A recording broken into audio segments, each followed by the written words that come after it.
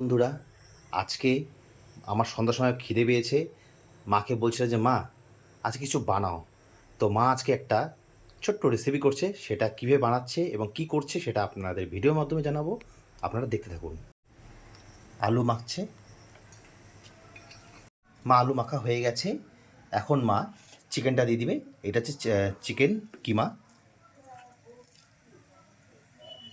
তারপর দিয়ে দিচ্ছে পেঁয়াজ কুচি। তারপর দিয়ে দিচ্ছে রসুন বাটা।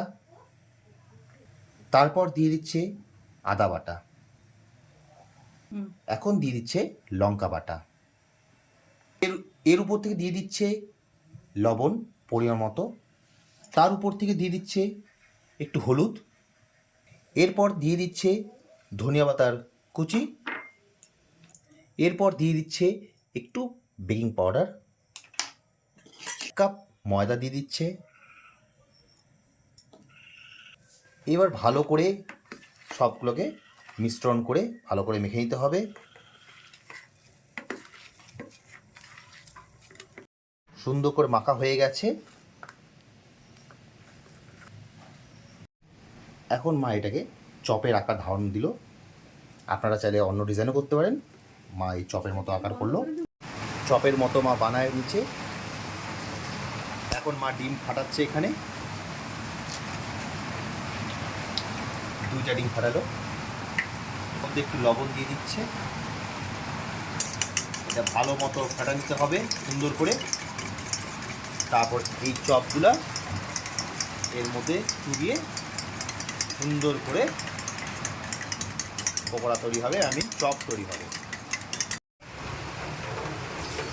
বাইরে বৃষ্টি, প্রচণ্ড ঝড় বৃষ্টি হচ্ছে। আর এদিকে মা কড়াই ধরিয়ে দিয়েছে। আর কারেন্টও চলে গেছে। বাহ, দারুণ দারুণ হয়ে গেছে। এখন মা তেল ঢেলে দিচ্ছে। বাহ, কি দারুণ ওয়েদার! বাইরে বৃষ্টি, তারপরে কারেন্ট চলে গেল, এদিকে মা চপ ভাজছে। দারুণ দারুণ, অপূর্ব। গরম হয়ে গেছে, তেলটা গরম হয়ে গেছে।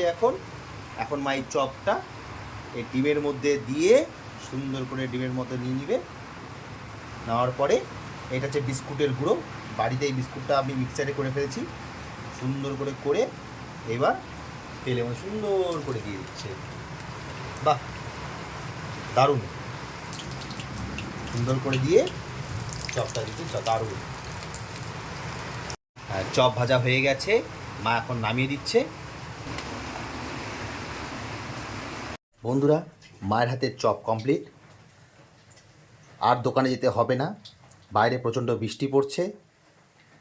তো এখন বৃষ্টির উপভোগ করে এই চপ এখন আমি খাবো। তো ভিডিওতে আপনারা দেখলেন। আর আর আপনারাও এভাবে বানিয়ে খাবেন।